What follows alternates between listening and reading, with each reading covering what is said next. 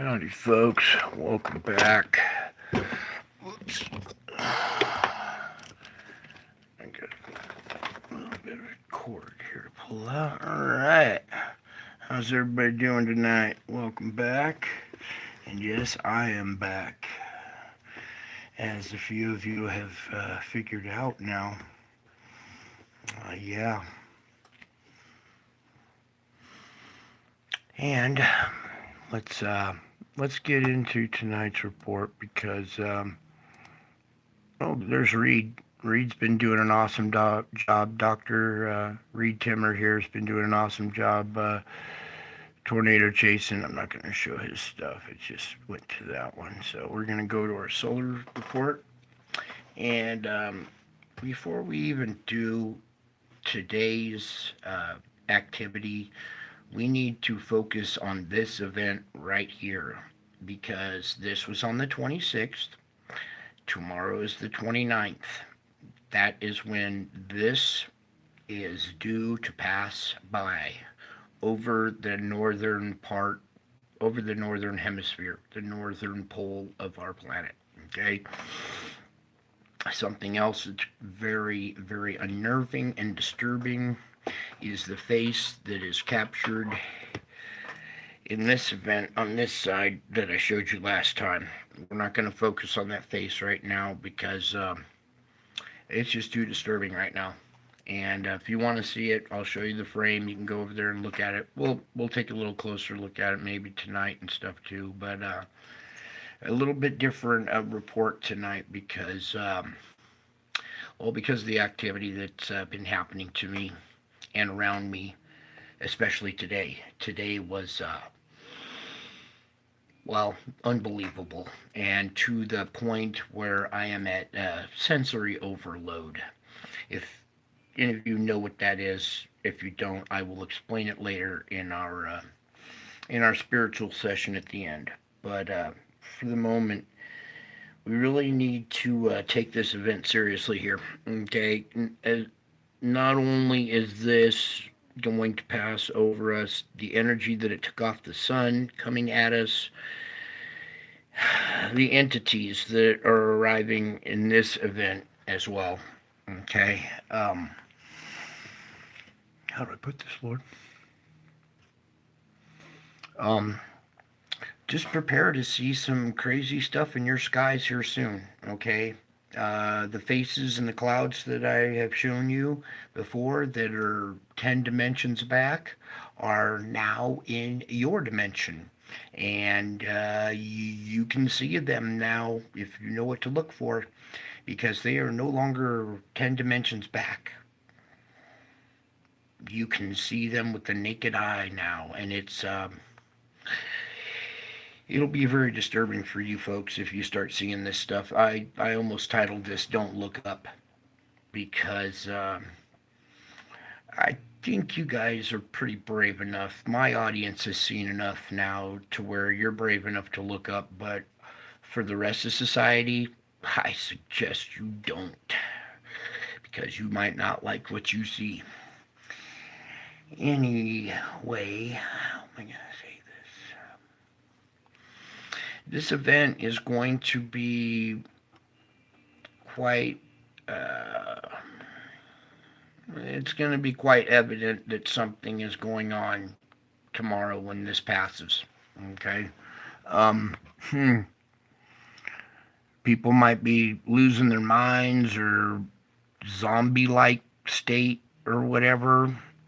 Something to watch out for that I've noticed, and somebody else has too. Something quite strange happened today, and if you guys would like to hear about it now, we could go into it now, or just get this solar report out of the way. There wasn't much going on today, but I want to tint this out a little bit here because I want you to see this event as well. Let's get it kind of just right. We'll go forward a few frames here. Here is the frame with the face. Okay. And this is a real face. This is a spiritual event, what happened here. All of this is spiritual. When you understand how God works, every single event, everything that happens to you, everything in your life, everything that happens around the sun, everything is spiritual, is God. He's everything. But this real face right here and what it represents is it's a warning to you guys. Be careful. Okay, there's evil abound around. Okay, there's also good around as well. But I don't know how to put it. So we're gonna leave it at that. I don't know how else to put this. So we're just gonna kind of leave it at that. You can come over to this face if you want, look at it. I don't like looking at it too much right now because I've been under brutal assault. It's a frame 23 of 30 on stereo A of the 26th. Okay, and it's the secondary event that's on the side over here. This is the big event right up here with this huge object and its moon. Okay, there's a couple objects in here too, and the way they bend and distort light, they make these faces, these craft are, these objects are able to, they're like God's paintbrush. Let's put it that way. He uses them to bend light and paint these images and give them eyes, noses, and mouths. And it does the same thing in the clouds as well. Okay, and I don't know if any of you guys caught third phase of moon tonight, but something pretty cool was captured there. There's a good shot of the face right there. Anyways,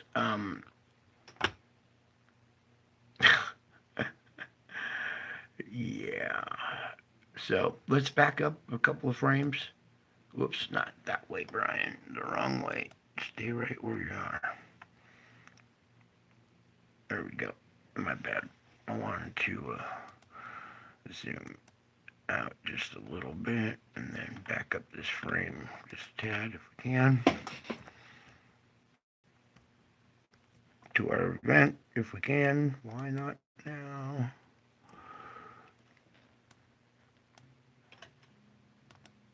Let's see if we can get it. There it goes. Actually, what we should do is slow this down and let you guys watch it go through the motions here nice and slow so you can see this event unfold and see the lightning type plasma structure reach out at the bottom like fingers, almost like fingers holding a ball, a bowling ball. And you can see this massive object with its moon. It's not going straight up. It's actually coming at the camera and passing right over your head. If it's like you would almost have to duck or you'd get a haircut. All right, you can see that this thing is like coming out of the screen towards you, towards the top of the camera up here. If I'm pointing at you like this at the end of my point, it's going right over the top of the camera. It's flying right at you and going over. Okay, and that's going to pass right over the northern part. It's going to affect the northern hemisphere of our planet tomorrow, starting right now. In fact, I'm a little concerned about what might be happening to the Schumann, so we'll get to that here in a few minutes too. Okay. First, let's back out of this. We've seen enough of this. It's a little disturbing when you understand what you're looking at, folks. It's why your prayers are very, very important right now. And why is it not cooperating? Okay, let's go to today's 28th. Okay. Here's today's loop. We've had a little bit of activity. Let this loop load up real quick as I fix the camera from the intro and that zooming. And get into our solar report here real quick. And hopefully some of you guys stick around for the spiritual report tonight. If you know any of the characters in the Bible, I was blown away. So you can see there's little objects that are interacting with the outer part right here. There's one, another one. They make small little CMEs. They draw a little bit of power off there. There's our main event right there. Was this one coming out right here at the end. All right, there's something going down there too. I guess we got to go through this frame by frame. All right. Starting here, you can see we have a small little one right here as it proceeds to go out. We also have this sun diving comet here. It's right here. Let me see if we can make it move and you can capture it. Nah, it's not that worthy. Back to this event now. As we start marching through this, it emerges from behind the occulter and does a pretty decent CME. And then it skips forward to this. This is our opening frame right here with this event leaving. Oh, there's a skull in that one. Great. I see a demon face right here in this one.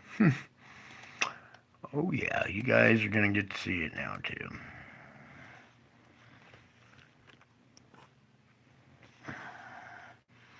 The eyes, the horns, nose, the teeth, right here. This triangle-shaped demon face with horns right here. Okay, all kinds of nasty entities. Dangerous things going on. You see this big streak going through the page right here at this time? That's usually like an indicator of, hey, this frame, or, inspect that frame closer. What is this? Skull and crossbones or something over here. All kinds of symbology. You have to come over to this frame. All kinds of different little faces and faces with horns. So, looks like another legion of demons accompanying whatever event this is right here. Okay. And then this streak going through there. Let me zoom back out so we can proceed properly. I'm going to keep reporting on some of the other faces and stuff that's in here now, because we're getting to a point where you're going to be the ones in the know, and everybody's going to be asking you what the hell's going on, and at least you'll know more than the average Joe. Okay, so let me just proceed with this. That event unfolds. You can see there's something here. There's some kind of magnetic field in an object. You can see the teardrop effect right there. So there was something there leaving, going south underneath the planet in 3 days now. We have this small little event right here. We have something going in up there as well. See this one over here. I mean, you can make out these objects as they pass through the, the outer parts of the solar wind. In this frame right here, we have this object streaking through, a UFO up here. And I want to zoom in real quick on a couple of these. We were watching a third phase of moon, and they were talking about UFOs. Hopefully you guys know about that channel as well, because UFOs are part of the story. If you look at any of the old ancient paintings, they have UFOs in the background when Jesus is crucified. It's because all the entities from across the universe show up to see God. And that's what's happening now. Anyways, in this one, you can make out the craft at the beginning of the streak. So let's just go in hard on it. As hard as we can. Alright, there you go. You can kind of see this little craft leaving its little streak or something. And then, the other one that was a perfect UFO.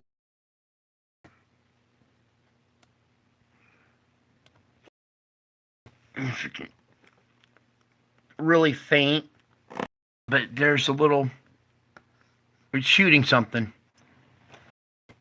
This, here, let me pull in. Oh, looks like I'm capturing it. It's right there. So here's your UFO, and here's this little. It's shooting something. Okay.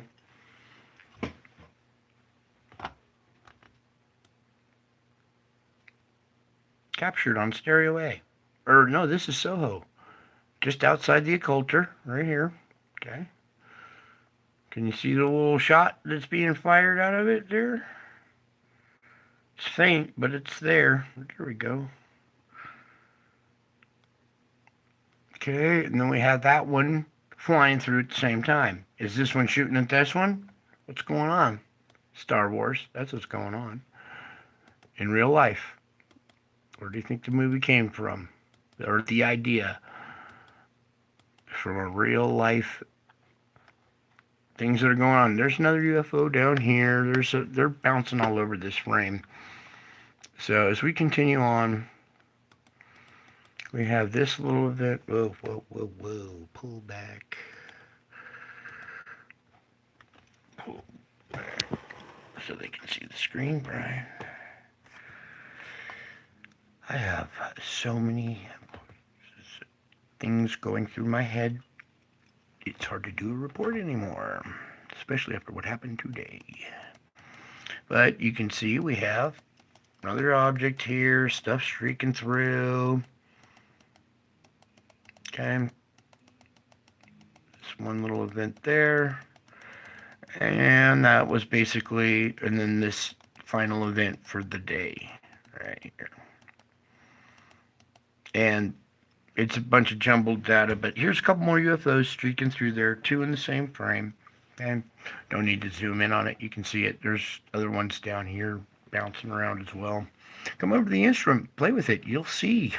It's like a huge circus going on out here around the sun. It has been for quite a while now. Okay, so then we come over here, and you can see on our graph. No, you can't until I zoom in better.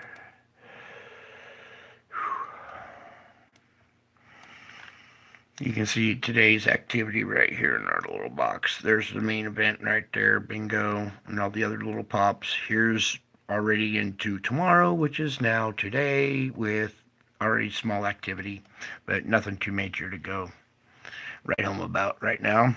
10% X flare, that still stands, okay?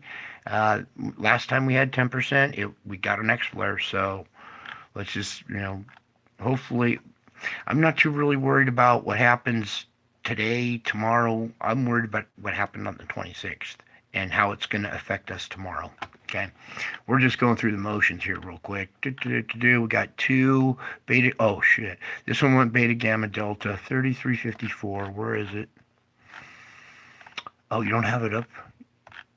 There it is. 3354. This region is still due to rotate around Earth direction. It's not even Earth directing yet, and it is already firing up beta gamma delta. So lots of prayers on this incoming 3354. Okay, let's shut it down, folks. That thing cannot stay beta gamma delta and turn and face us and spit something big at us right now. We cannot take any more on the chin right now. I have enough on my plate as it is. Well, everything, but at the moment we have our auroras are glowing a little brighter. Okay, we got a good patch of yellow right here on the southern half of the hemisphere right now. So lots of energy being absorbed. A lot of the southern energy, probably object passing to the south of the planet. The energy that's along with it is being absorbed here at the southern pole, or the southern pole gets directed to the core. The core then heats up and expands. As it heats up, the shell that rotates around it, it heats up and expands as well, but it can't expand outward because there's too much magma and the crust and all the pressure pushing back down on it.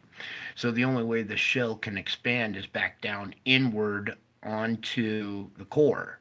So this core is expanding outward as the shell is expanding inward down on it. And when that happens, you get the Schumann resonance. And if we can pull up today's, you can see the grinding effect and what it has done to the Schumann today. Okay?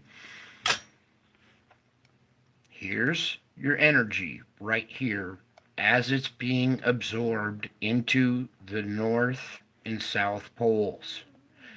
It, the Earth is like a battery. It has a positive and a negative charge. Like a capacitor, it takes on a charge and holds it like a battery, but it can only withstand so much charge until the core and the shell start grinding on each other and they screech on each other. And this is a big screeching event, you guys. Um, doesn't look like much to you, but when I see this, I swallow hard. And I was out in the sun today, just a little concerned about how our magnetic field was doing today. And after 2 days screeching event, quite the event as well, long duration, very powerful, very long. This is going 100 miles an hour and stepping on the brakes as hard as you can with bad brakes, okay? And the brakes aren't stopping the car, but they sure grind like hell and really loud, right? The faster you're going and the harder you step on them, the harder they screech. That's one hard ass screech right there. And when we came out of it, look what happened. This is 7.83. This is the line we care the most about. That's our magnetic field. That's our resonance. Do you see these breaks where it's not there? Where our magnetic field was extremely weak or, missing? It was a very, very weak. Not missing, but let's just say 150, you said. Let's try it at 150.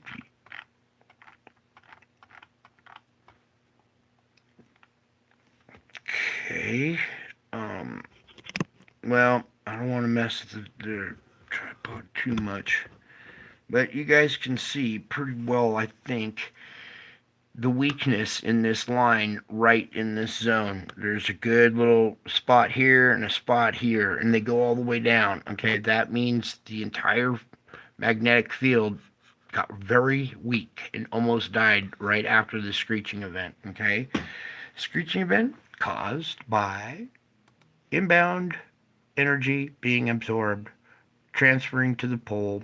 It used to take about 12 hours for the event to cause a screeching event down at the core, but now it seems to have shortened in time to like 6 hours, and now maybe 4 hours until that inbound energy causes effects at the core. That shortening of the time between absorption and screeching, the shortening of that time from 12 hours down to 4 something now means that the boundary in between the shell and the core is getting narrower and narrower and thinner. Now it barely takes it doesn't take much to get us to screech to a halt. But then it comes back because what's happening is our core is rotating backwards now, okay? It's rotating the direction it should be rotating. This whole time it was over-rotating in the wrong direction, okay? And now it's shut down, and once it did seize up, when it restarted, it started in its natural direction. When you take two circular magnets and you make one orbit the other, the center of rotation inside the orbiting magnet wants to counter rotate corresponding to its orbit. So that means that our core wants to spin the direction backwards that it's spinning now. which is good because our orbit will keep our core spinning. But the CMEs and these events are causing the shell and the core to grind to a halt. Okay, and it's not good. There's a faded line right in here too. You guys can see a little bit. I'm swallowing hard because I know what I'm looking at. You guys probably think it's just a bunch of little lines.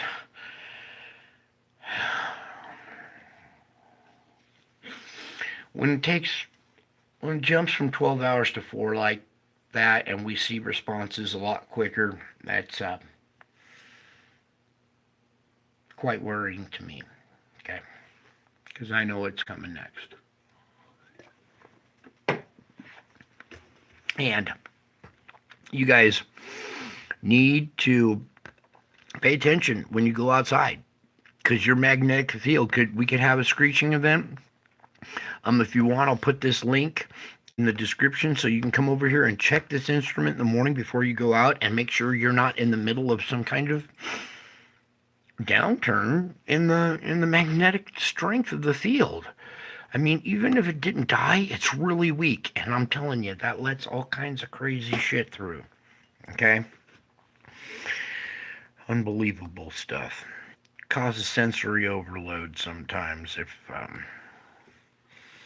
if some of you are experiencing that, like all of your senses so much at once, overwhelming you with physical pain, emotional pain, spiritual pain, all three at once, just lashing you. So it affects humans, it affects the animals. This is your Schumann for today. Okay, we're still pumping along pretty good right here. That's good news.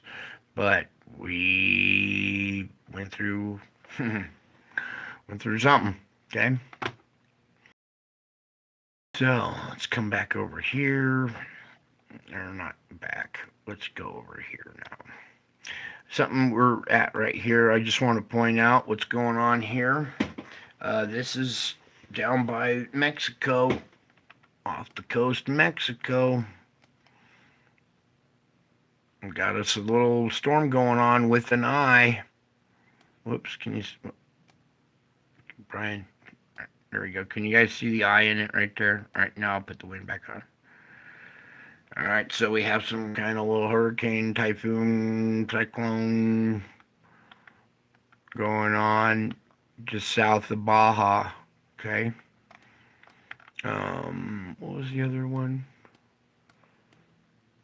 Oh, no. Okay, now we can change to the other instrument or the other part here.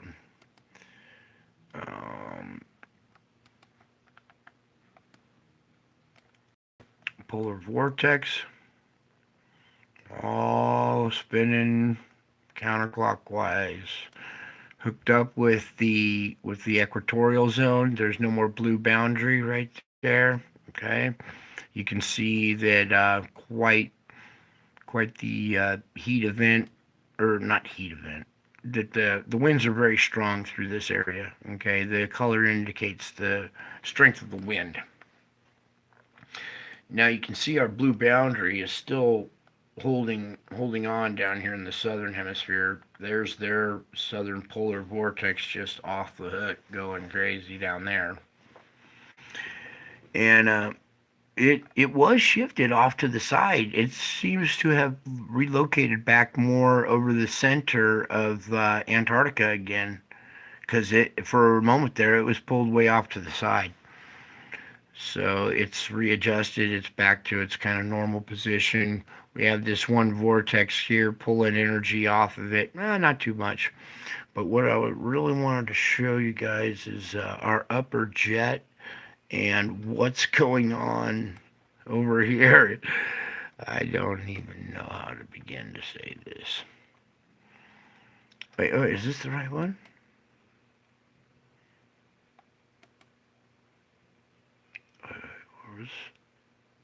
Yeah. Well, now it's changed. How could that be?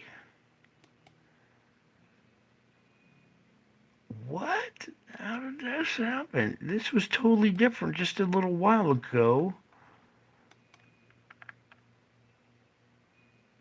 No way, dude. This changed since I was looking at it before?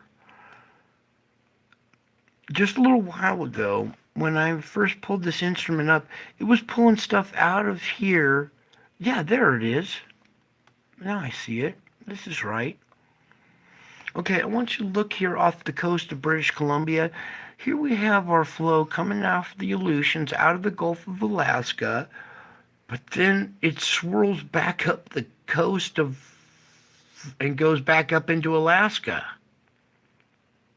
Instead of, this flow coming down and hitting the west coast, it aims this way, and then some of it drops down, hits the west coast. But look how it skirts north, goes way up here, and then hooks up with this other flow coming off the east coast. Then we have this ridge that is taking the flow that's hitting here and divided it, right? It sent this big old hook up there, and now it's driving moisture down California Nevada border right here, turning up and mixing it with this moisture from this region right over this area. Let me take the winds off now. You can see where they converge. Now let me take it off. Okay, here's our convergence area right in here.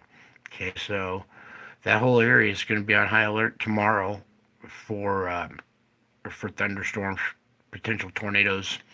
I'm really concerned about what tomorrow's tornado activity is going to be like, and what kind of faces are going to be in these tornadoes, because some of these storm chasers, while they're chasing, I see the faces in the clouds, and they're spitting lightning while they're live streaming.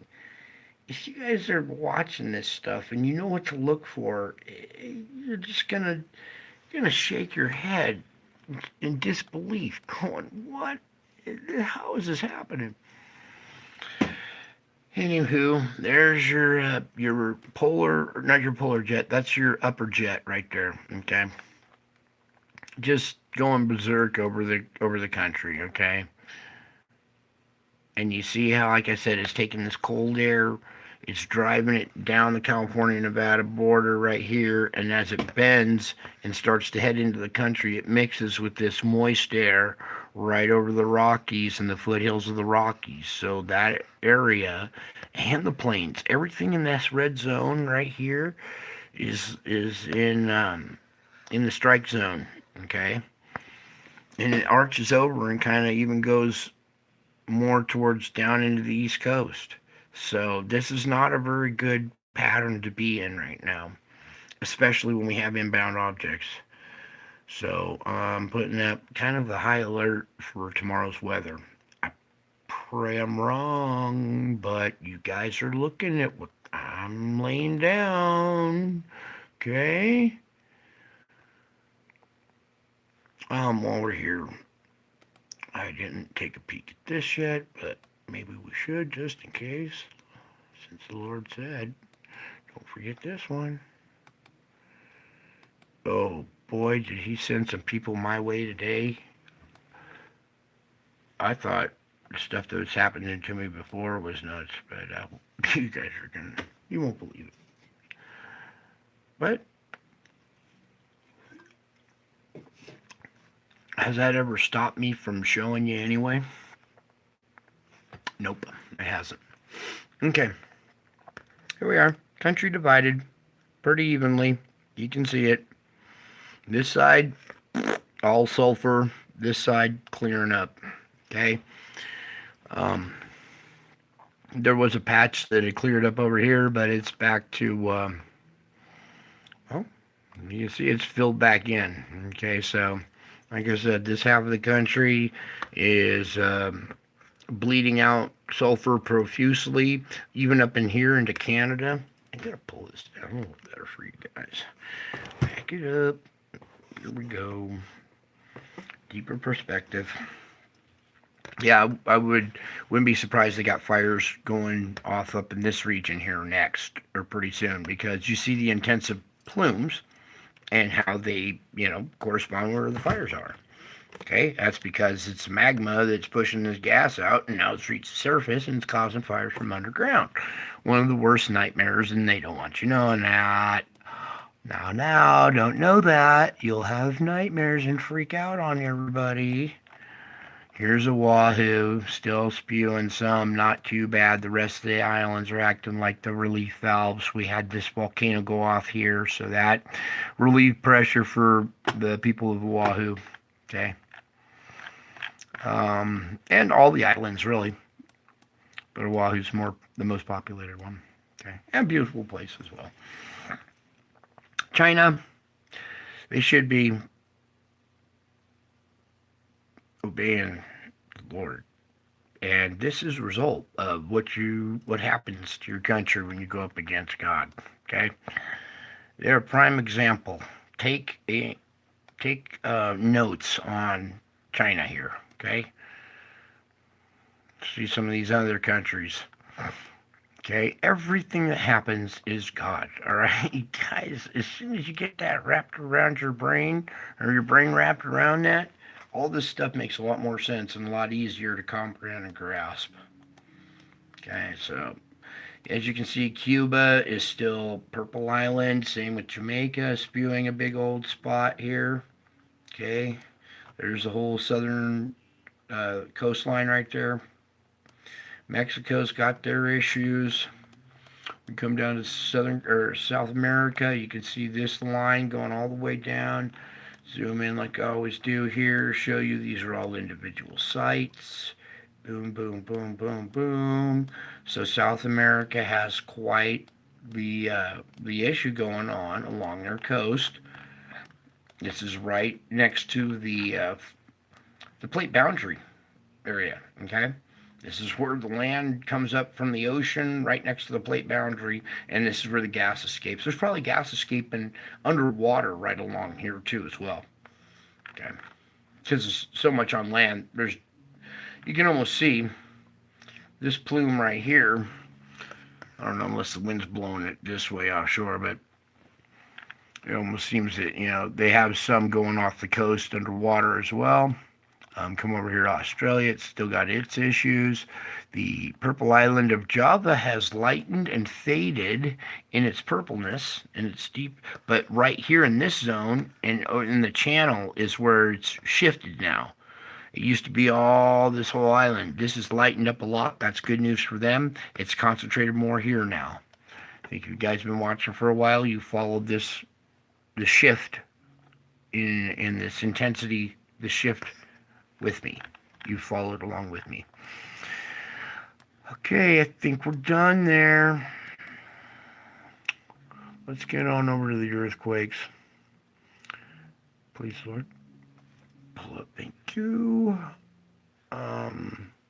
Okay, there were some different quakes that had happened since I pulled this up.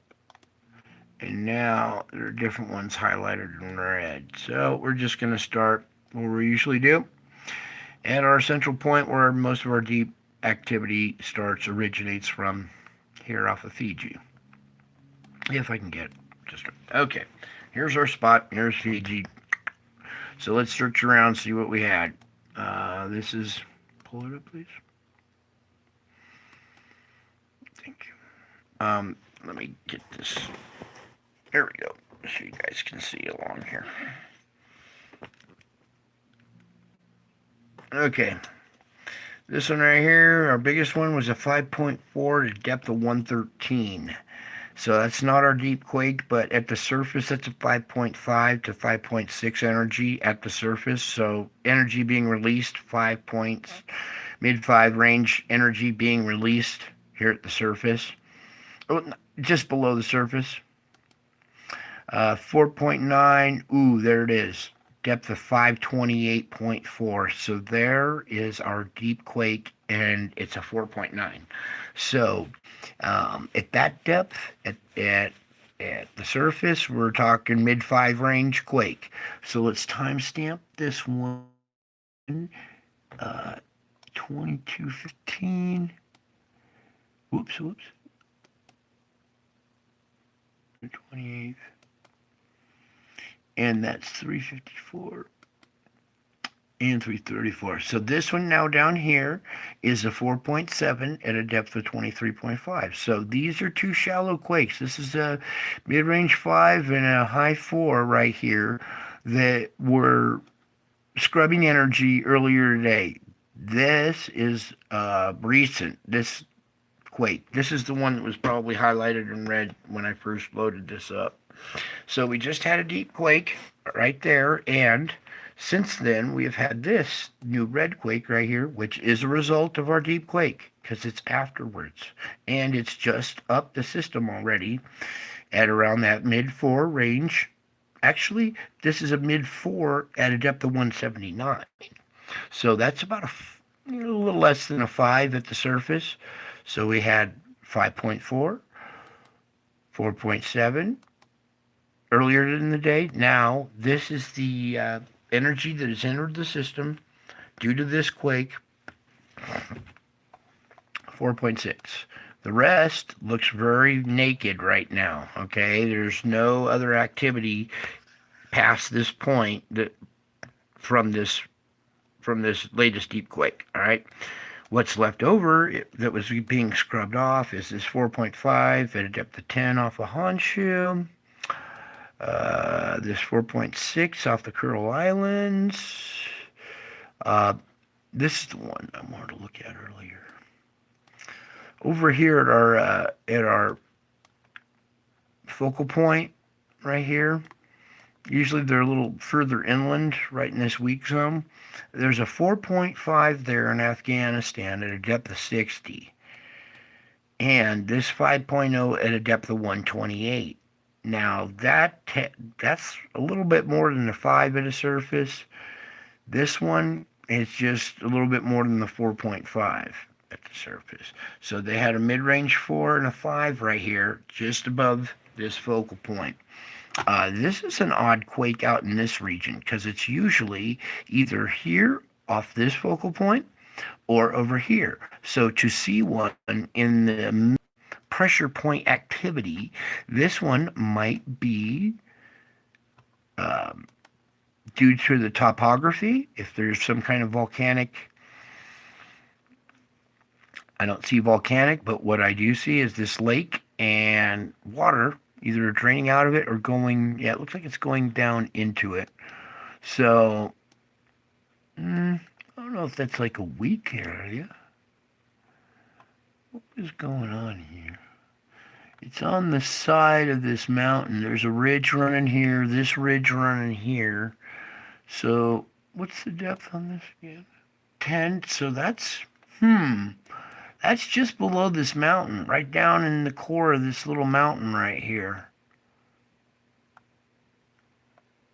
I wonder, this ridge almost seems to divide down to this lake. I want to see something. What is this? Oh, that's a shadow of a cloud.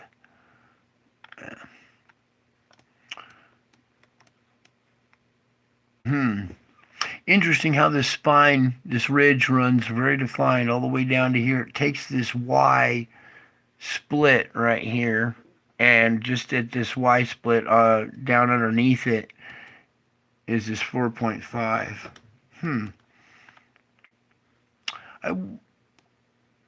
Whoa, what's this over here? Oh, that's like a salt mine? Or is this a mountain?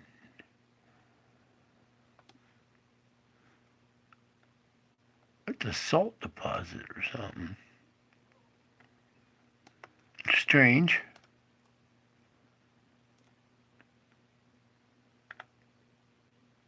Alright, sorry I keep zooming in and out, but just strange in that zone right there. This like laccolith type structure with a bunch of salt around it. So we have some kind of weird structure going on, not too far away from this.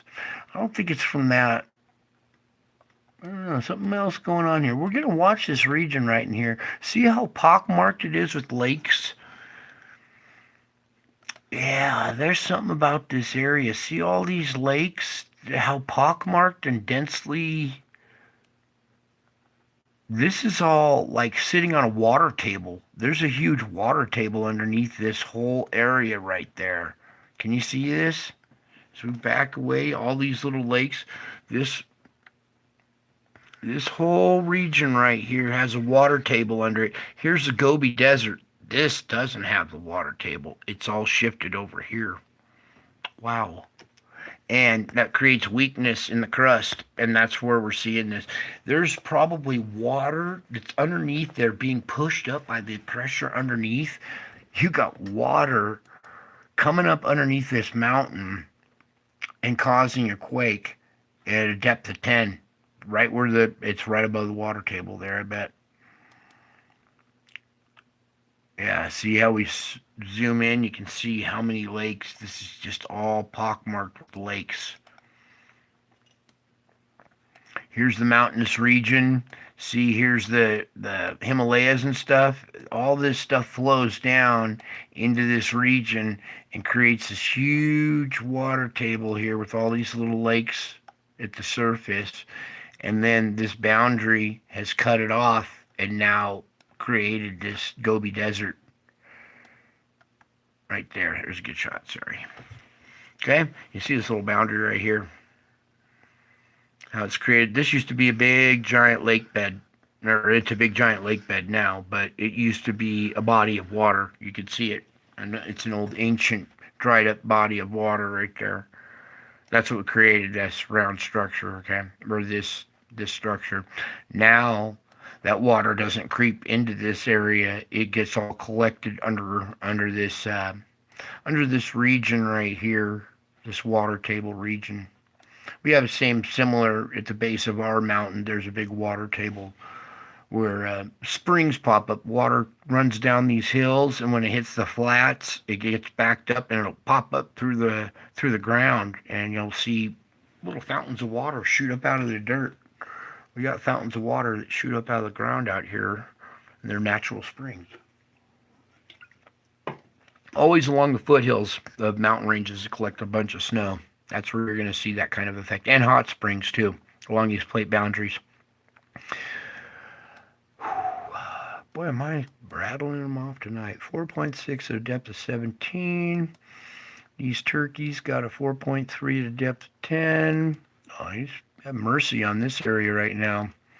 I know what's underneath there. They're not in good shape. 2.6 in Oklahoma. A couple of little mouse farts around the USA. Nice and quiet. That's what I like to see. 4.2 over here at Puerto Rico. The rest is pretty quiet. We do have this at the focal point down here, 5.1 at a depth of 117. That's, 5.2, 3 at the surface. Okay. Right here is a 4.1 on the coast of Chile. Nothing at the focal point. Rare one over here in Africa. Mouse fart 2.9 at 5 kilometers. Right here below New Zealand. It skipped the island. They got lucky, and it set off 4.5 down below it, south of the island, at a depth of 10. Okay, so there's your quake report. Everybody kind of chilling. Not too much rock and roll. We do have our new 4.9 that just at a depth of 429 with mid 4 range energy at the surface. Well, maybe 5 energy at the surface because this is a 4.6 down at a depth of 179. So that's a little stronger at the surface.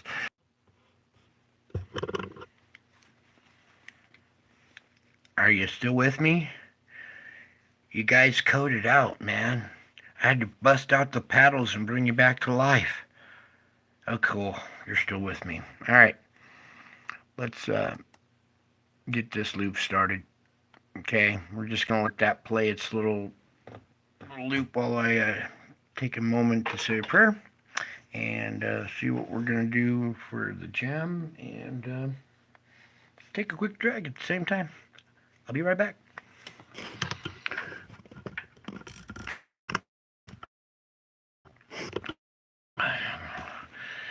Have any of you spiritually afflicted noticed people like cutting in front of you or stepping out and jumping in front of you or weird stuff?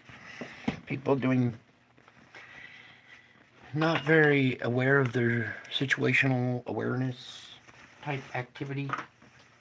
We'll get into that here in just a moment.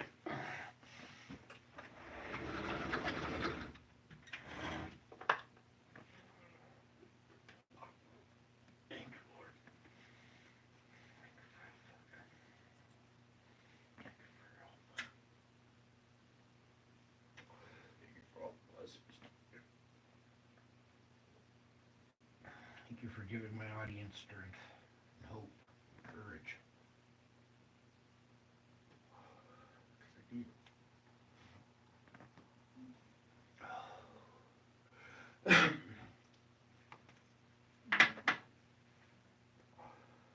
So we're more concerned about tomorrow's weather, even though this GFS model goes out a few more days.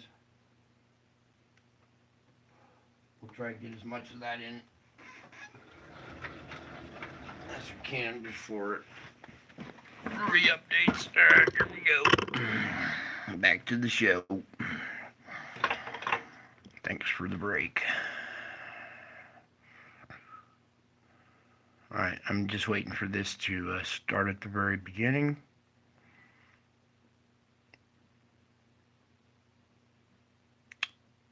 And quite the loop we had there. So let's back up the frame. Current conditions right now, June 28th, the midnight hours. Okay, as we proceed, we go into the morning hours of June 29th. Okay, that's the noon time of June 29th. There's your end of convection over the Rockies, like I was saying, okay? This convection tomorrow is going to have an added boost to it, I believe. And as you can see, it blossoms overnight. It doesn't end and die off at convection. When the sun goes down, it actually blossoms into a nocturnal event up here in Nebraska, parts of Colorado, the northeastern corner of Colorado, parts of Kansas. This area, this whole area, could possibly be our potential for nighttime, nocturnal tornadoes, possible derecho out of this thing too if it spreads out. I'm really, really worried about this inbound energy on the 26th. Let's go back to it because this should scream volumes, not this image. They cut it out. Notice how they cut out that event here on Soho? The event, you see the beginning of it. This is the first little mouse fart one, but you see the beginning of it right there, and they cut the rest of it out. But that's okay because Stereo A on the 26th captured our event right here. And I'm going to slow that down. And I want you guys to just watch it blossom. Watch that huge object. There's two of them. There's a big one with a moon. All right, let me freeze frame this again. Right there. Okay. Your bigger one. I'll actually go one more frame. Bear with me here. Even one more. It's up here in the lettering a little bit. Well, I'll have to go back a frame because I'm trying to show you a certain aspect of this that screams volumes, all right? And should really kind of capture your attention. Here's your dark round moon. It's breaking this ring of plasma on the bigger object back behind it. There's a bigger planetoid object back behind it. You can tell by the way these fingers come out and reach out underneath it. They are not reaching out to this object, they are reaching out to a bigger object. And you can see the moon has crested the northern part, and you can see this ring of plasma has a break in it, a dark break in the top of it up there, where it totally shows the moon of this planetoid. It almost looks like a halo. You can almost see like a halo of plasma around the moon that's over the northern pole of this bigger object in the background. That is due to come over our planet tomorrow, as well as this shit on the side over here arriving as well.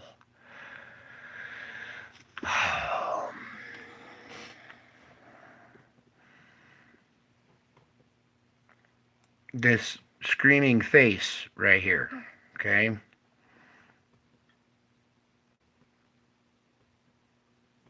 This huge event is going to pass right behind the Earth as well. So we're going to have a double blast of energy. Sorry it's jumping like that because I'm zoomed in. But I'll just keep scooching it until we get back. Alright, so let's go through this from the beginning. You can see our object, right? Or the moon of the object, right? You can see this plasma arcing around this moon and already draping up the front face of our larger object. Okay, see this arc right here? You can see this little moon. It's being defined. This image looks like a yin-yang symbol almost.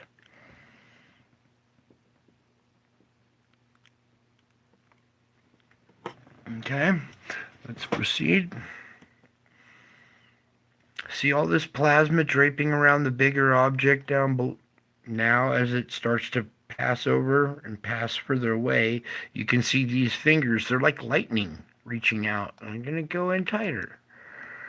All right, because this event is just the really good image. It really captures this event. Okay, I'm just tinting it so you guys can see better what's going on here. All right.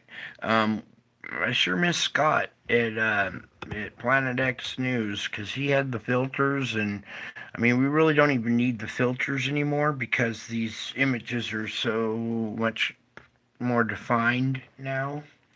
But it sure would be nice to have the cookie cutter image of this too as well.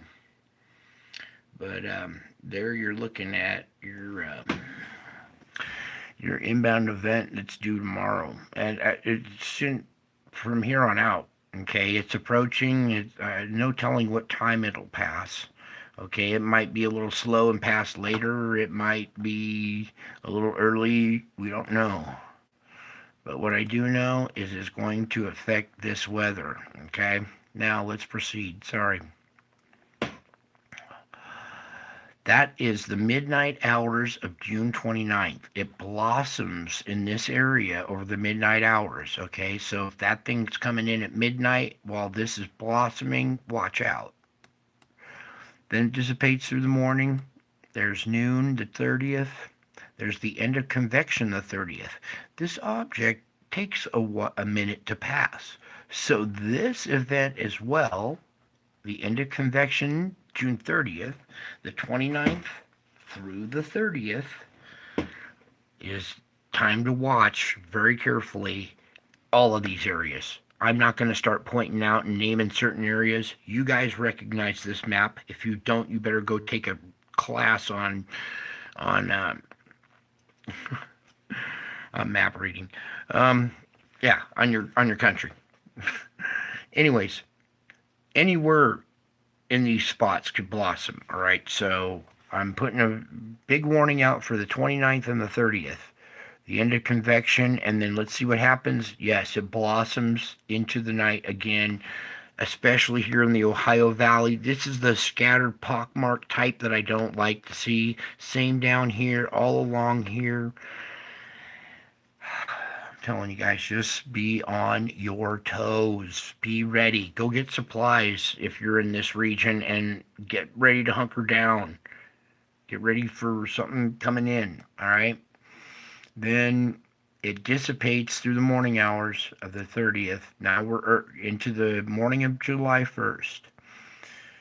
That's the noon of July 1st. There's the end of convection July 1st. With this object still around, okay, this will intensify probably too. Okay, and I hate to be the bearer of bad news. We got to pray nonstop now, especially for these people in this area where they keep getting hit over and over again. Storm chasers too. They're going to be so busy. This is over. This is convection. Then we still have blossoming overnight. This whole area is dark green. Lots of rain, heavy hail, tornadoes possible. Okay, then we're going into the morning hours of the July 2nd, the noon hours, the end of convection July 2nd. All over this region, Kentucky, Ohio River Valley area. Okay, it's still there at nighttime. Okay. That's the midnight hours of July 2nd into the 3rd. There's the morning of the 3rd with something going on, maybe possibly up there. All this stuff still stretching out. It's all residual moisture that can blossom. That's noontime. There's 5 p.m. That's the end of convection for this area. You see this line of these little pop-ups right here? These are got little yellows in them, okay? So watch out through here on July 3rd, okay? And this is all depending on if we have more inbound objects. Oh, boy. So let's just keep plowing through this. Now we're at noontime, July 4th. Of all days, July 4th, starting from the morning of July 4th here, noontime, a little bit up here in Minnesota, end of convection July 4th here, little pop-ups there and there, but most of the country looking pretty good for our Independence Day. We pray good enough, maybe we can clear this whole map and have a pleasant 4th of July for the whole country. If not, that might be our setup. Then, that's the end of convection July 4th. Then, at nighttime, it blossoms. Unfortunately, it gets more intense overnight July 4th. Minnesota is going to have fireworks. Nebraska is going to have fireworks. South Dakota. So, then we go overnight. That's morning of the 5th. Noon of the 5th. The end of convection, July 5th. Okay, really intense down here off the coast. Some red spots here and there. This is noontime for the 5th. Residual moisture still hanging out at noontime. Heavy convection at noon. Supposedly dissipating by the end of convection, and nothing in the midnight hours, except for down here in Louisiana, though. Yeah, their convection right there is the end of convection, and then it blossoms more just, yeah, south of this line right here in Louisiana. So you guys on July 6th in Louisiana, be just kind of aware of what's going on. Okay, sorry, we're skipping here. Most of this is going to change. That's why I'm just kind of going to race through it from here on out, because this is so unpredictable from this point out. So we're just going to start plowing through it. This is the end of convection July 6th, Mississippi, Florida. Overnight, it blossoms back in here. This is the morning of July 7th. Noontime, end of convection July 7th. Boom, pop-ups. Overnight, July 7th. Morning of the 8th. Kansas, morning of the 8th. Noontime, Kansas of the 8th. Shifting into Missouri at the end of convection on the 8th. That's the midnight hours of the 8th. Morning of the 9th. Noon, end of convection of the 9th. blossoming into the midnight hours over this area, possibly on the 9th.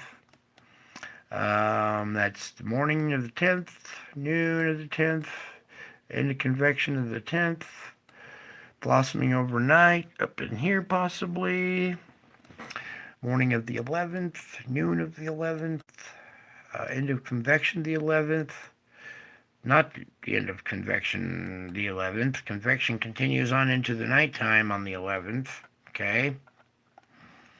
Possibly. That's way out there. So even hanging around to the morning. That's noon of the 12th, end of convection of the 12th, blossoming overnight on the 12th, burning off in the morning of the 13th, noon of the 13th, into convection 13th, blossoming overnight on the 13th, dying off morning of the 14th, noon of the 14th. There is the end of convection 14th, and that's the last frame. So I'll hit this loop one more time. Just let that little loop play real quick.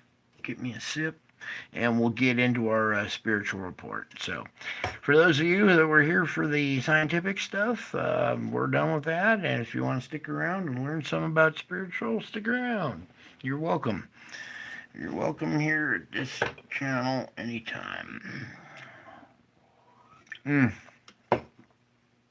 Okay, we're going to do a couple of things for the gem.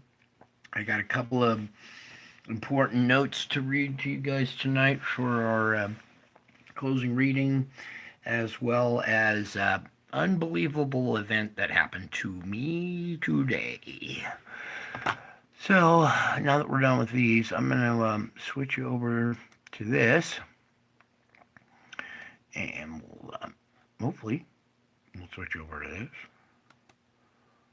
Oh, now I've done it. I've reloaded it. There we go. Mr. MBB. People send in their photos to him, and if you haven't seen his channel yet today, you should see what somebody sent in. Okay, I think this was June 20th of 2023. I'll give it a minute here. It's being feisty. I should close out some of these other instruments. Maybe.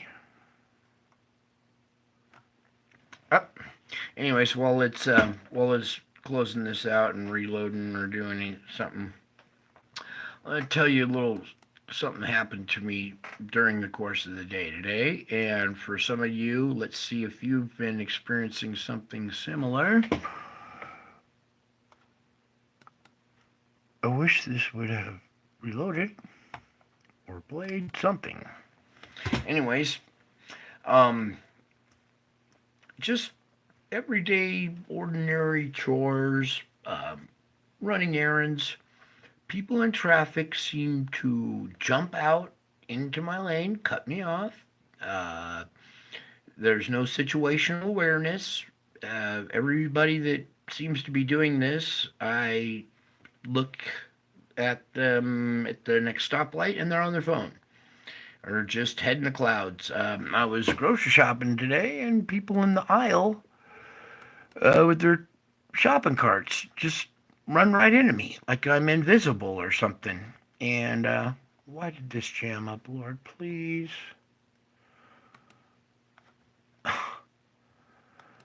Well, he's pulling something.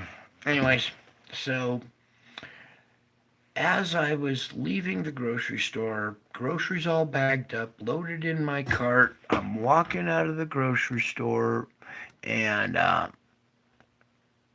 somebody steps in front of me, runs right into my cart, grabs the second cart, or grabs and cuts me off again, kind of hits my cart, and then gives me. I'm thinking, I didn't do anything. You're the one that ran into me. If anybody, I should be giving you the dirty look. You know, what's going on here? But then, as I went to go proceed, I have a 40-pound thing of water on my cart that's pretty heavy, and I have two shattered hips. So pushing the cart hurts, and especially stopping the cart. Once I get it going, and if I have to slam on the brakes, it hurts. So everybody gotta jump out in front of me and make me slam on my brakes, and I'm in excruciating pain. Four different people did this to me between the register and the exit of the grocery store. As I'm leaving, I finally get past the four people. The fifth gentleman entering has a shattered shoulder. And I can relate to his pain because I've had a shattered shoulder and I know what it's like. And I go, he says to me, he says, "Man, that was unbelievable." I kind of was wondering, what are you talking about? Or you saw what happened there? And he commented. He said, "Yeah, that happens to me all the time too." He said, "It seems as if everybody's zombified, like they're zombies, like they're just in another world or something. They have no situational awareness or something." So four people cut me off, slammed into my car, didn't say sorry, threw dirty looks at me. The fifth guy smiles and lets me go through and leave the door. I thanked him, and he says, "Yeah." I go, "What are you talking about?" He says, "Well, I just saw what happened there." He goes, "People are just mindless zombies. There's no situational awareness." I go, "Yeah, it happens to me all the time. This is just a grocery store. I just came off of the highway. It was 10 times worse out there." And well, the same thing's happening to me, but not like what just you, not to the level I just witnessed. And I go, "Oh, so you're noticing it? Noticing that people are like, step right in front of you, like you're not even there. No courtesy, no common courtesy, no apologies. Oops, sorry about that, or my bad, or, anything kind of acknowledging what you've done." In fact, that seems to have gone out the window, and instead it's throw a dirty look. So this gentleman noticed that, and everybody seems to be kind of zombified. And I said, "Yeah." And then I said, "I got something to show you." I asked him if he was a believer. And he says, "Believer?" Let me put it this way. He says, "I'm a follower of Christ." I said, "Ah, that's even better. That's what I was kind of asking. I got something to show you." So I opened up my phone and I pulled out this picture right here. You're at the store that is right next to this mountain. So I can point at this mountain while I'm talking to this gentleman and show him right where in the sky this happened. He's already a follower of Jesus. So when I show him this image, boy, does his face light up. He lights this huge smile, and at kind of in the meantime, we're talking, and I asked him his name, and he said his name was Thomas, and it rang like a bell. Thomas. It sounded like he said it in an auditorium. Just the name, Thomas. Everything else sounded normal. Just his name rang really loud. And I looked around the store to see if everybody heard that, but nobody reacted. And I was like, okay, it's just me. But then I realized, oh, hey. And we were looking at this picture. He looks at me in shock again. He goes, um, "That's you. I recognize your hairline." And he swallows really hard. And I pulled up my shirt and showed him my birthmark. And let's just say Thomas and I had quite a laugh. Tears of joy. There was no more doubting. Thomas and I hugged. I recognized this man. I knew him from somewhere, but it wasn't like AA meetings. I'm like, where do I know you from? He goes, nah, not this, not that. Where were you born? No, no, not that, not this. But when he said his name was Thomas and it rang like, I knew exactly who this gentleman was. My shirt and showed him my birthmark on the side of my chest. Something happened to Thomas, and his sensory overload overwhelmed him, and we had a hug and cried and laughed at the same time. And as we're meeting again, we look away at the rest of the store, and every checker, every customer in the store is looking at us like we are crazy. And Thomas and I are looking at this crazy world, laughing, going, you think we're the ones that are crazy? Boy, are you in for a surprise. So, I ran across another gentleman today. This gentleman was at a specific gas station that I used to be homeless behind. And I lived in the field behind this gas station in this town. And I frequent that gas station still to this day. And every once in a while, I'll see a homeless person out there spare changing like I used to. And those are the people that I like to help because I was in that same boat. So I went up to this gentleman. He had a small pit bull puppy with him, like most homeless people have a pet with them. And I went up to this gentleman to give him some money. And before he could approach my car, he was already crying. And I said, it's just a couple of bucks. There's nothing to cry over. And he goes, I know you. I go, really? You look familiar too. Is it AA or something like that? No, no. I said, well, I lived in this field right back here behind you. Was it, I frequent some of the homeless places and shelters to help them. So maybe I'd seen you there. He goes, no, no, no. I go, what's your name? Isaiah. Isaiah? And I gave Isaiah some money today that changed his life.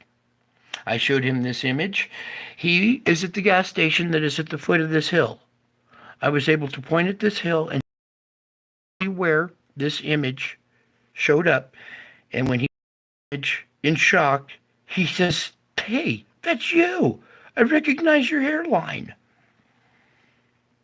I ran into two people from previous lives, Thomas and Isaiah.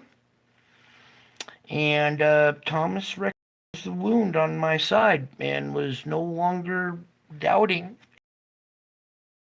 Tears of joy in front of a mob of insane people at a grocery store who have no clue what's going on. Absolutely no clue what's going on. Amazing stuff. Amazing stuff. I can't explain this stuff. I mean, it's so unbelievable that I didn't even want to tell you, but I show you the unbelievable, so why not? I gotta tell you. So there's your thing for today. Watch out, you might be running into characters from the Bible, I guess, that are still walking around in another. This is another life. They're in another skin suit, just like the last generation. So why not have all the original characters still walking around? It was just off the hook. I was so floored. It was like having a religious experience inside of a grocery store, and then everybody tripping out, looking at you like, "What are you two guys talking about?" Boy, they had no idea what we were talking about. It was way over their head. But I bet you guys could relate. I bet you my audience could. So, with that, what I was trying to get to was that structure on Mr. MBB. There's that weird structure in the sky. You know what I'm going to do is I see if I can. Ooh, maybe not. maybe we'll just leave it here. Anyways, you can go over to Mr. MBB's channel and go look at that structure in the sky. It looks like a ship has flown through the clouds and parted the clouds, but there's something else going on there. And when you know about dragons and that they actually exist just in a realm right outside of ours, and you can't see them, but they can interact. And when you look at that cloud structure, I want you to think dragon.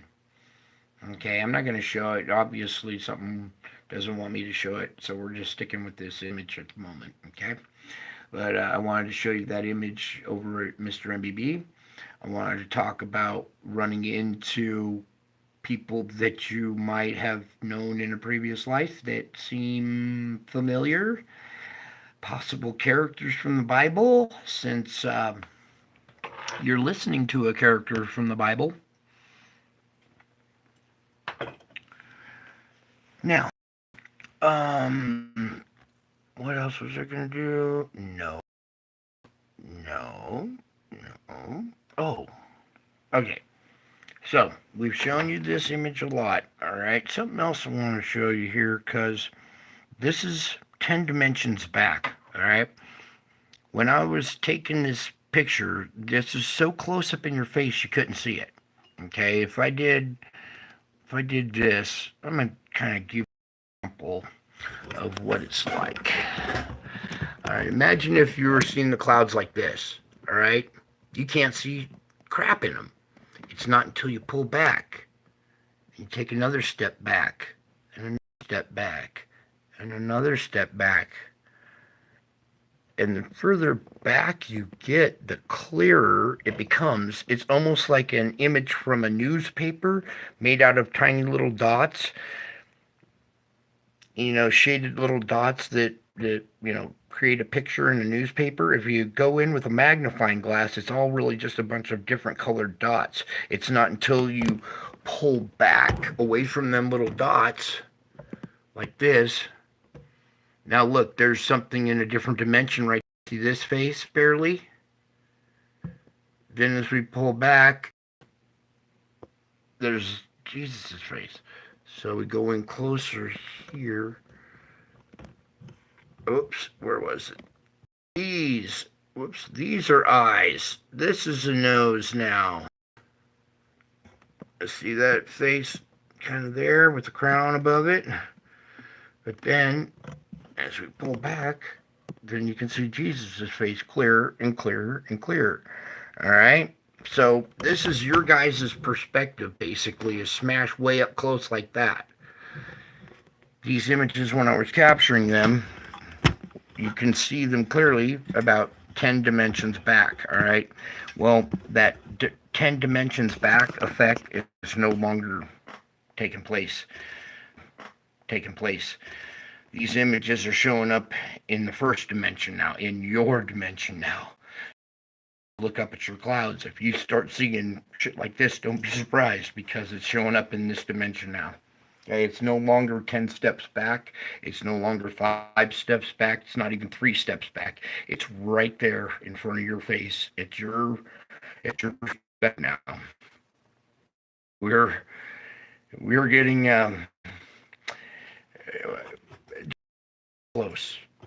When you see the different entities that are up there, you're going to be scratching your head thinking you're in an episode of Star Trek or something with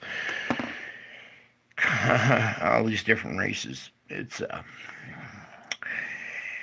to be weird, but it's going to be glorious. You just a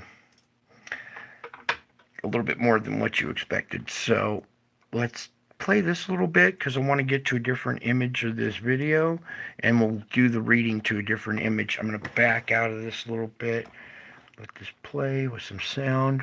Earlier this year, 2020, around Easter, when I captured what appears to be Jesus in the clouds here. So I need you to tilt your head to the right about 45 degrees, and here's an eye, his other eye, his nose, his mouth, his chin and beard, his hair flowing back like this, and you can make out a crown up here above his head.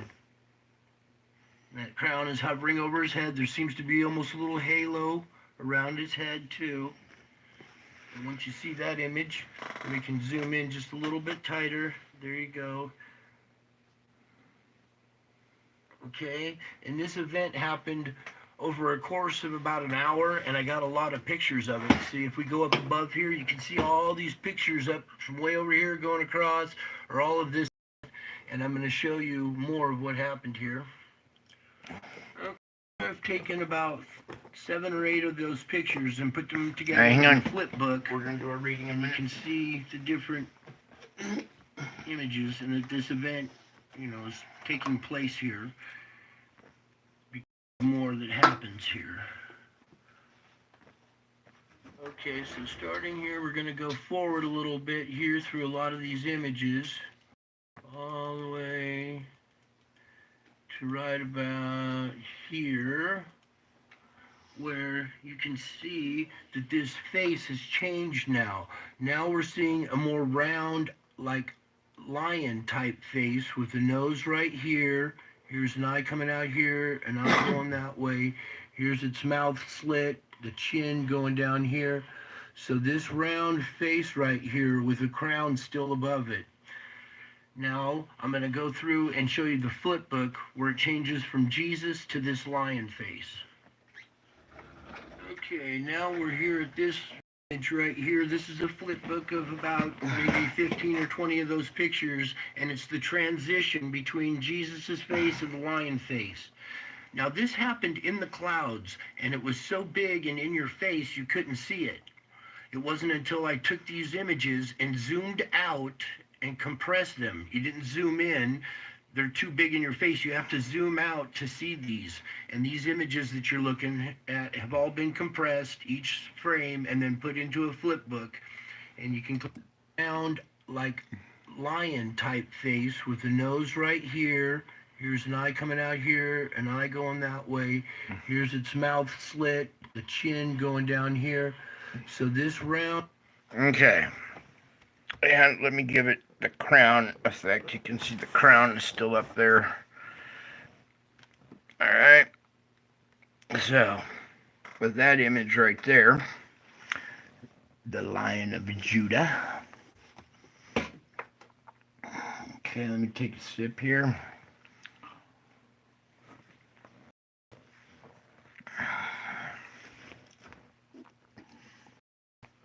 In my presence, you can find... Oh, wait. Let me put this headset. Hang on. Alright, here we go. In my presence... What is going on with this? Can you guys hear me? The sound just kind of died. Alright, I guess it's working. In my presence, you can find fullness of joy, perfect peace, and unfailing love. Walk with me along the path of life, enjoying my company each step of the way, because I am always by your side. The joy of my presence is yours for the taking. I will keep you in perfect peace as you fix your thoughts on me. Stay in communication with me through your spoken words, thoughts, and songs. Spend ample time absorbing my word, letting it speak into your heart, where it changes the way you think and live. You ponder who I really am, my light shines warmly into your mind, helping you live in my peace. I want you to flourish in my presence, like an olive tree flourishing in the house of God. As the sunlight of my presence nourishes you, you are able to produce abundant fruit in my kingdom. And the more you trust in my unfailing love, the more you will realize how utterly secure you are.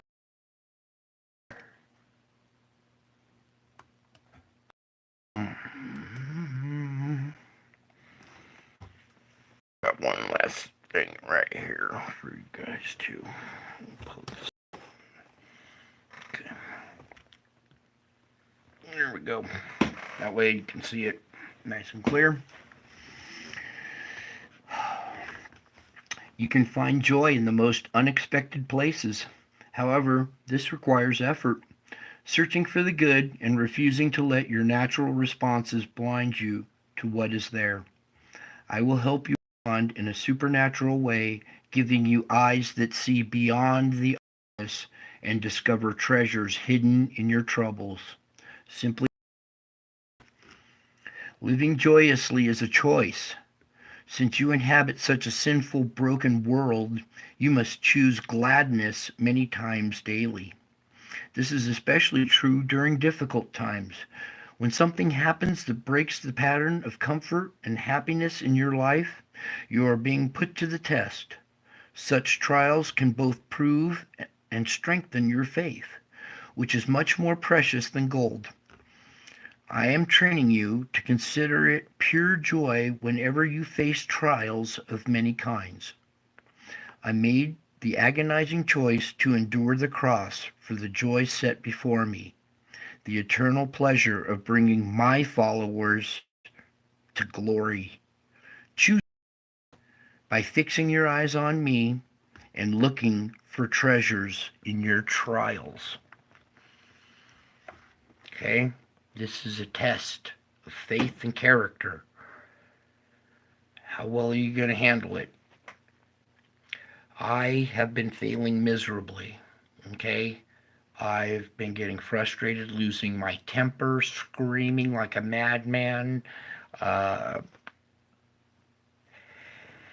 and then I have to take a moment to step aside and remember this image and try to find peace and joy again.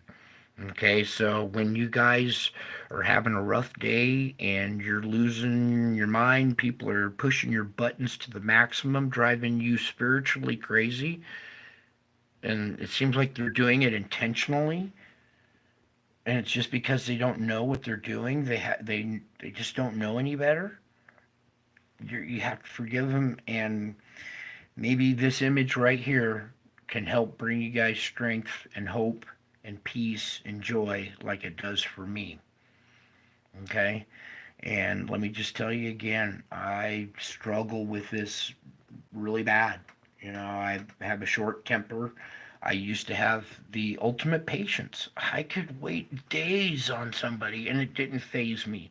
Now, 10 seconds and I am on fire going, "What is wrong with you? Why are you taking more than 10 seconds?" So, if you find your patience is wearing thin, it's because of what's happening. It's natural. Try to take a time out. I used to use this term, a yellow. Yellow means like caution at the stoplight.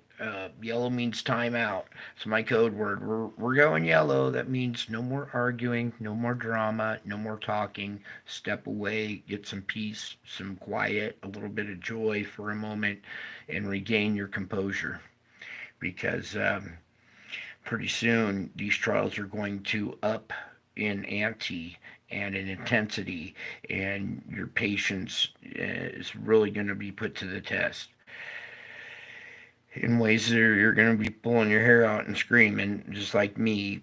And I understand when you fail miserably, you just got to pull your bootstraps up and try again. Advice to the people you offended, and try and make it better, make amends, and take it one day at a time is all you can do. Okay, one day at a time with this knowledge in the back of your mind.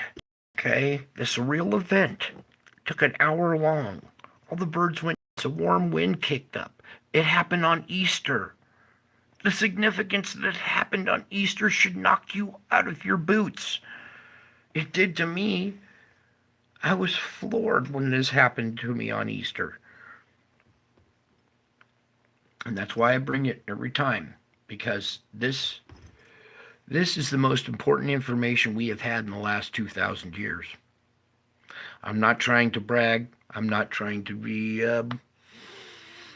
braggadocious or anything. I am simply stating this is the most important information we have had in the last 2,000 years.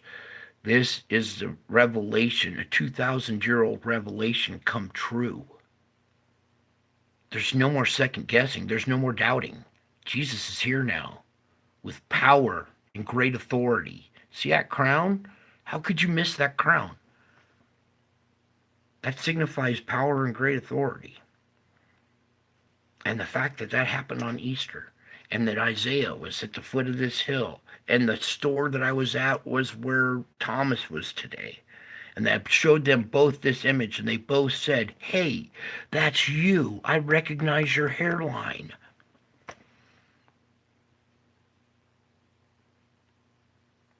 Just leave that in the back of your mind, okay? And don't let this news of the day and all this BS that they're driving home on the mainstream media, don't let that get to you, because you guys know better. You know what the great deception is now. It's them. You see the lies that the media and the schools, the churches, all the bullshit. You see through all the bullshit now, don't you? Because you see the truth. Because I am the truth. I'm the way and I'm the life, too. And something that occurred to me as people are pushing my buttons today and hating on me.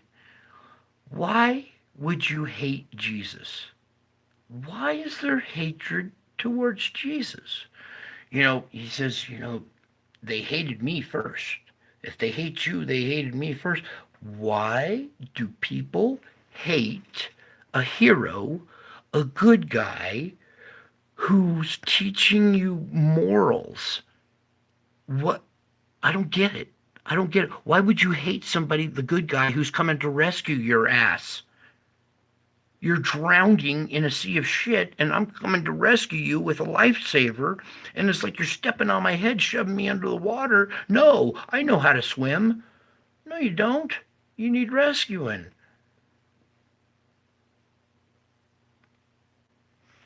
Anyways, I just want you guys to know somebody's here to the rescue. And the victory's already been won. The script has already been written. You are members of an audience watching a movie that has already been written and played out. You just haven't seen the movie yet.